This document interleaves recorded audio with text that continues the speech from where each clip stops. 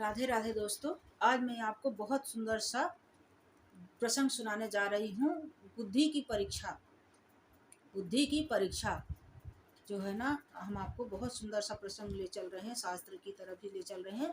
एक बहुत माने हुए गुरु जी रहते हैं, गुरुदेव जी रहते हैं। उनके तीन शिष्य होते हैं। तो उन्होंने जो है ना, तीनों शिष्य को, मतलब उसमें बहुत सारे शिष्य होते हैं, उसमें से एक शिष्य जो है बहुत बुद्धिमान होता है और उससे महाराज जी बहुत प्रेम करते हैं। तो प्रेम इसलिए करते हैं कि वो बहुत बुद्धिमान होता है, हर काम को बहुत बुद्धिमानी से चलता है, बहुत बुद्धिमानी से वो चलता है। तो एक बार गुरु जी जो बोलते हैं उसको, सबको ईर्षा होती है, सारे जो जितने शिष्य थे तो सब ईर्षा करते हैं उससे कि अरे ये मतलब गुरुकुल में अन्याय नहीं होना चाहिए, गुरुकुल में एक समान छात्र होते हैं, कोई भी शिष्य हो कोई हो, गुरु मतलब गुरु समदर्शी होता है, गुरु को समदर्शी होना चाहिए। तब बहुत विरोध उठता है, इसको ही क्यों मानते हैं, इसको ही क्यों मानते हैं। तो वो होता है। तो अब गुरुजी अगर कुछ बताते हैं कि इसमें बुद्धि ज़्यादा है, इसमें कुछ ज़्यादा है, तो गुरुजी बोले कि हम तुमको जो है दो परीक्षाएं देते हैं, दो परीक्षाएं हम देते हैं आपको, दो हम आपकी परीक्षाएं लेंगे, उसमें देखते हैं कि परीक्षा के अनुसार कौन पास होता है कौन फेल होता है।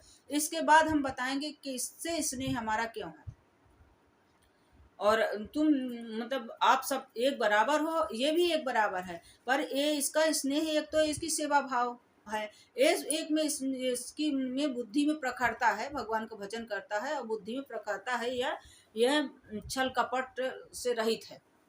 क्योंकि वो बोलता था लेकिन ये उसके अंदर छल कपट नहीं था। जो छल कपटी होता है तो बहुत मीठी मीठी बातें बोलता है, वो करता है, कम बोलेगा, कम वो करेगा। और बहुत से होशियार होते हैं तो वो कम बोलना ही पसंद करते हैं, और बहुत से सामने पर बहुत कम बोलेगा और बाद में फिर उसका देखो कहीं खोपड़ी चलती है चरखा जैसी, तो कुछ पूछो ही मत। तो शैतान खोपड़ी होती है, चरखा क्या चलेगी। तो सुनिए, तो वो गुरुजी जो है ना, उसको देते हैं एक वो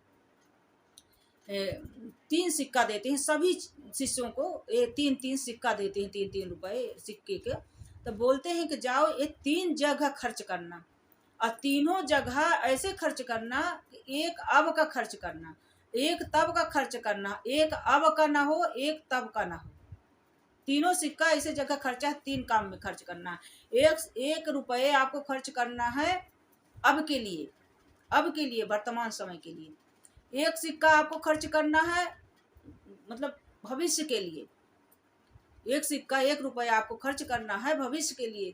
और तीसरा सिक्का आपको खर्च करना है ना अब का हो ना तब का हो, ना अभी के लाने किसी काम में आए ना बाद में किसी काम के आए, तो तीनों जगह खर्च करना है। अब जब सारे शिष्य निकल गए अपने अपने जगह में, सब जगह पूरे घूमने लगे देहात में, सब जगह पूरे घूमने लग गए, घूमते घूमते घूमते घूमते कहीं कुछ नहीं मिला। और जो बुद्धिमान शिष्य था तो वो चलता तो 1 रुपए की जलेबी लेकर खा लेता है, और 1 रुपए जाके मंदिर में चढ़ा देता है। 1 रुपए एक वेश्या नाच रही होती है उसको दे के चला जाता है, वेश्यालय में दे देता है और आ जाता है। सब आए लौट लौट के घूम घूम के लौट के आए, कहीं खर्च कर आए, कहीं नहीं। उससे पूछे, कहीं हाँ गुरुजी हम खर्च कर आए, कहीं कहाँ खर्च कर आए, कहीं 1 रुपए की तो हमने जलेबी खाए तो वो अब की हो गई, और 1 रुपए की हमने जलेबी खाए, 1 रुपए मंदिर में चढ़ाए, 1 रुपए मैंने बेस्या को दे दिया।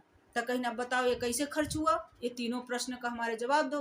तो कहीं के ये जो है ना, 1 रुपए की हम जलेबी खाए वो अब की है, जो हम खा पहन रहे हैं ओढ़ रहे हैं, ये सुख सुविधाओं के जो वर्तमान सुख सुविधाएं हम ले रहे हैं वो अब की है, इस शरीर में है, इस शरीर में ही रह जाएगी।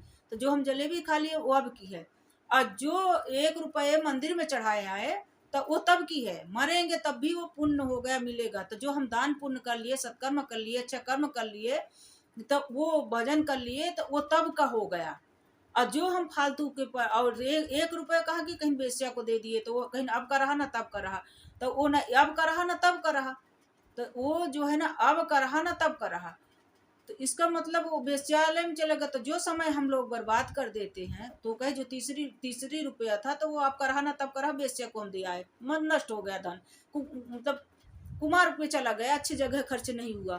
तो वही अपना समय है जो हम लोग अभी सुख सुविधा भोग रहे हैं, अच्छा खा रहे हैं, पहन रहे हैं, जो अच्छे अपने सत्कर्मों में मतलब अपने कार्यों में जो अपना समय व्यतीत कर दिया, तो आपका हो गया। जो दान पुण्य भजन कीर्तन सब कर दिए, सत्कर्म कर दिए, वो तब का हो गया। और जो हम फालतू के परपंच में लगा दिए ना, जो जो समय हम फालतू के परपंच में लगा दिए हैं, तो वो समय अब का रहा ना तब का रहा, वही 1 रुपया जो बेसिया घर में खर्च हुआ था उसी की तरह नष्ट हो गया। तो इसलिए अपने समय को, अपनी बुद्धि, अच्छी सी बुद्धि खर्च कीजिए, और उसको अपने समय को जो है ना तो अच्छे जगह पे लगाइए, और बहुत अच्छा है। और आप लोग सभी कोई भजन कीजिए और परमात्मा के चरणों में प्रेम रखिए, और तो अपना मन भी अच्छा होता रहेगा। अपने तन से भी जो भी पाप बनेंगे, बनते रहेंगे, जो विचार आएंगे, सब धीरे धीरे धीरे धीरे दूर होते रहेंगे। और प्रपंच में मत पड़िए कि हम मोह छोड़ेंगे, क्रोध छोड़ेंगे, काम छोड़ेंगे, ये सब, वो सब आप भजन करिए। आप बस सिर्फ आप एक काम करिए, भजन करिए, बाकी ये 10 काम तो अपने आप छूट जाएंगे। इसकी चिंता मत कीजिए, इसकी चिंता प्रभु पर छोड़ दीजिए। अब राधे राधे करती हूँ, आप सबसे विदा ले रही हूँ, फिर से हाजिर होंगी। आप सभी को राधे राधे।